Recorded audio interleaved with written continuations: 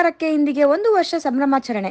ಮುಖ್ಯಮಂತ್ರಿಗಳಾದ ಸಿದ್ದರಾಮಯ್ಯ ಹಾಗೂ ಉಪಮುಖ್ಯಮಂತ್ರಿಗಳಾದ ಡಿಕೆ ಶಿವಕುಮಾರ್ ಹಾಗೂ ಸಚಿವರು, ಎಂಎಲ್ಎ ಎಲ್ಲರಿಗೂ ಕೃತಜ್ಞತೆ ವ್ಯಕ್ತಪಡಿಸಿದ INBCWF ರಾಜ್ಯಾಧ್ಯಕ್ಷರಾದ ಜಿಆರ್ ದಿನೇಶ್ ಶುಭ ಹಾರೈಸಿದರು. ಇದೇ ಸಂದರ್ಭದಲ್ಲಿ ಸುದ್ದಿಗಾರರೊಂದಿಗೆ ಮಾತನಾಡಿ, ಈ ಬಾರಿ ಕೇಂದ್ರದಲ್ಲಿ ಕಾಂಗ್ರೆಸ್ ಪಕ್ಷ ಅಧಿಕಾರಕ್ಕೆ ಬರುವುದು ನಿಶ್ಚಿತ. ರಾಜ್ಯದಲ್ಲಿ ನಡೆದಂತ ಲೋಕಸಭಾ ಚುನಾವಣೆಯಲ್ಲಿ 20ಕ್ಕೂ ಹೆಚ್ಚು ಸೀಟು ಗೆಲ್ಲುತ್ತೇವೆ. ನುಡಿದಂತೆ ನಡೆದಿದ್ದೇವೆ. 5 ಗ್ಯಾರಂಟಿ ಯೋಜನೆಗಳು ಮನೆ ಮನೆಗೆ ತಲುಪಿದೆ. ಇನ್ನು 4 ವರ್ಷ ಸುಭದ್ರವಾದ ಸರ್ಕಾರ ನಡೆಸುತ್ತೇವೆ. ನಮಸ್ಕಾರ, ನನ್ನ ಹೆಸರು ಜಿಆರ್ ದಿನೇಶ್ ಅಂತ. ನಾನು Indian national building construction forest and wood worker ಫೆಡರೇಷನ್ನ ರಾಜ್ಯಾಧ್ಯಕ್ಷ ಆಗಿದ್ದೀನಿ. ಇಂದಿಗೆ ನಮ್ಮ ಕರ್ನಾಟಕದಲ್ಲಿ ಕಾಂಗ್ರೆಸ್ ಸರ್ಕಾರ ಬಂದು 1 ವರ್ಷ ಆಗಿದೆ. ಇದೇ 2023ರಲ್ಲಿ ಮೇ ತಿಂಗಳಲ್ಲಿ ಏನು ವಿಧಾನಸಭಾ ಚುನಾವಣೆ ಆಯಿತು, ಚುನಾವಣೆಯಲ್ಲಿ ಕಾಂಗ್ರೆಸ್ ಪಕ್ಷದ ಈಗಿನ ಮುಖ್ಯಮಂತ್ರಿಗಳಾದ ಸಿದ್ದರಾಮಯ್ಯವರು, KPC ಅಧ್ಯಕ್ಷರಾದ DK ಶಿವಕುಮಾರ್ ಅವರು, ರಾಹುಲ್ ಗಾಂಧಿ ಅವರು, GC ಅಧ್ಯಕ್ಷರಾದ ಮಲ್ಲಿಕಾರ್ಜುನ ಅವರು ಪಂಚಭಾಗ್ಯ ಯೋಜನೆಗಳನ್ನು ಮಾಡಿದರು. ಕರ್ನಾಟಕ ರಾಜ್ಯಕ್ಕೆ ಕೊಟ್ಟರು. ಪಂಚಭಾಗ್ಯಗಳು ಕೊಟ್ಟಿದ್ದಾರೆ. ಪಂಚಭಾಗ್ಯಗಳ ವಿರುದ್ಧವಾಗಿ ಕನ್ನಡ ಜನ ಕಾಂಗ್ರೆಸ್ ಸರ್ಕಾರನ ಗೆಲ್ಲಿಸಿ ಉತ್ತಮ ಸರ್ಕಾರ ಕೊಡಲಿ ಅಂತ ನಮ್ಮನ್ನು ಆರ್ತ್ ಕಳಿಸಿದ್ದಾರೆ. ಆದ್ದರಿಂದ ನಮ್ಮ ಕರ್ನಾಟಕದಲ್ಲಿ 1 ವರ್ಷದಿಂದ ಕಾಂಗ್ರೆಸ್ ಸರ್ಕಾರ ಆಳ್ವಿಕೆ ಮಾಡ್ತಾಯಿದೆ. ಏನು BJP ಸರ್ಕಾರದಾಗ ಏನು ಜನ ಭಾವನೆ ಬಿದ್ದರು ಅದನ್ನೆಲ್ಲ ಹೋಗಲಾಡಿಸಿ ಎಲ್ಲ ಮಹಿಳೆಯರಿಗಾಗಲಿ, ಉದ್ಯೋಗವಂತರಾಗಲಿ, ಎಲ್ಲ ಇಡೀ ಕನ್ನಡ ಜನರಿಗೆ ಒಳ್ಳೆಯ ಕೆಲಸ ಮುನ್ನಲ್ಲಿ ನಮ್ಮ ಕಾಂಗ್ರೆಸ್ ಸರ್ಕಾರ DK ಶಿವಕುಮಾರ್ ಅವರ ನೇತೃತ್ವದಲ್ಲಿ ಹಾಗೂ ಸಿದ್ದರಾಮಯ್ಯ ನೇತೃತ್ವದಲ್ಲಿ ಕಾಂಗ್ರೆಸ್ ಸರ್ಕಾರ ಹಾಗೆಲ್ಲ ಮುಖಂಡರ ಜೊತೆ ಸರ್ಕಾರ ಒಳ್ಳೆಯ ಸರ್ಕಾರ ಮಾಡ್ತಾಯಿದ್ದಾರೆ. ಎಲ್ಲ ರೈತರಿಗಿರ್ಬೋದು, ಕೂಲಿ ಕಾರ್ಮಿಕರಿರ್ಬೋದು, ಎಲ್ಲ ಬಡ ಜನರಿಗಿರ್ಬೋದು. ಯಾಕೆಂದರೆ ಅವತ್ತಿಂದ ಬಡವರ ಪಕ್ಷ ಇರೋದು ಕಾಂಗ್ರೆಸ್ ಪಕ್ಷ. ಅದರಿಂದ ನಮ್ಮ ಕಾಂಗ್ರೆಸ್ ಪಕ್ಷನ BJP ಬಗ್ಗೆ ಬೆಸತ್ತು ಕಾಂಗ್ರೆಸ್ನ ಆಳ್ವಿಕೆ ಮಾಡಿ ಕಾಂಗ್ರೆಸ್ ಒಳ್ಳೆಯ ಆಡಳಿತ ಕೊಡ್ತಾಯಿದೆ. ಅದರಿಂದ ನಮ್ಮ ಸರ್ಕಾರ ಬಂದು 1 ವರ್ಷ ಆಗಿದೆ. ಅದು ಈ ಸಂದರ್ಭದಲ್ಲಿ ಇಡೀ ಕನ್ನಡ ಜನತೆಗೆ ನಾನು ಧನ್ಯವಾದ ತಿಳಿಸ್ತಾ ಇದ್ದೀನಿ.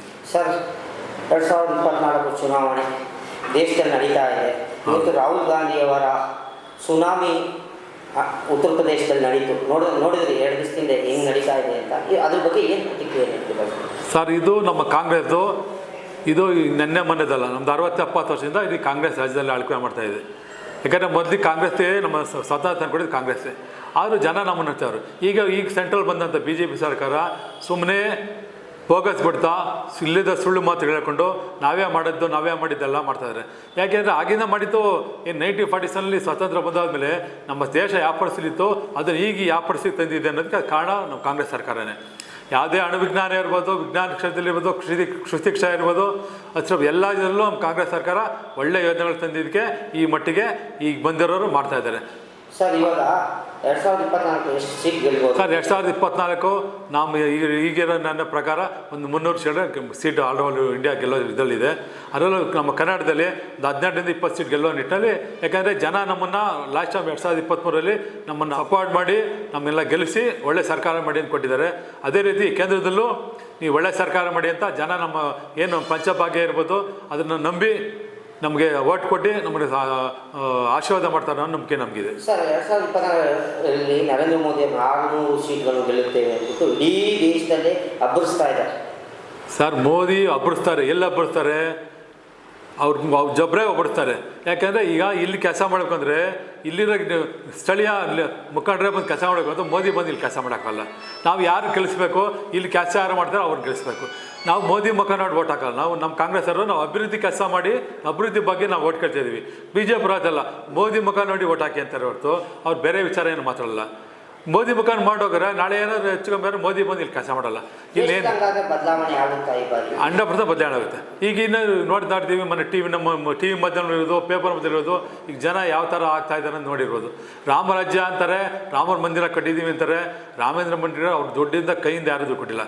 ಇಡೀ ರಾಮ ಮಂದಿರಿಗೆ ಇಡೀ ದೇಶದ ಜನ ದುಡ್ಡು ಹಾಕಿದ್ದಾರೆ. ಆ ದುಡ್ಡಿಂದ ರಾಮ ಮಂದಿರ ಕೊಟ್ಟಿರೋದು. ಈಗ ಎಲ್ಲ ಊರಲ್ಲೂ ರಾಮ ಮಂದಿರ ಕಟ್ಟಿದ್ದಾರೆ.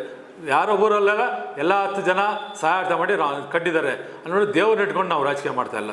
ಅಭಿವೃದ್ಧಿ ಏನಿದೆ ಅಭಿವೃದ್ಧಿ ಬಗ್ಗೆ ಮಾತಾಡ್ತಾ ಮುಂದಿನ 10 ವರ್ಷಕ್ಕೆ ರಾಜ್ಯ ದೇಶ ಯಾವ ರೀತಿ ಮುಂದುವರಿಬೇಕು ಅನ್ನೋ ನಿಟ್ಟಿನಲ್ಲಿ ನಾವು ಅಭಿವೃದ್ಧಿ ಬಗ್ಗೆ ಕೇಳಿಕೊಂಡು ಜನ ಓಟ್ ಕೇಳ್ತಾ ಇದ್ವಿ. ಅದರಿಂದ ಅಭಿವೃದ್ಧಿಗೆ ಜನ ಓಟ್ ಹಾಕ್ತಾರೆ, ಮತ ಹಾಕ್ತಾರೆ, ಆಶೀರ್ವಾದ ಮಾಡ್ತಾರೆ ನಂಬಿಕೆ ನಮ್ಮಲ್ಲಿದೆ. ವಿಶ್ವಾಸ ಇದೆಯಾ? ನಮಗೆ 100% ನಿಜ ಇದೆ. ಈ ಸತಿ ಕೇಂದ್ರದಲ್ಲಿ ನಮ್ಮ ಕಾಂಗ್ರೆಸ್ ಸರ್ಕಾರ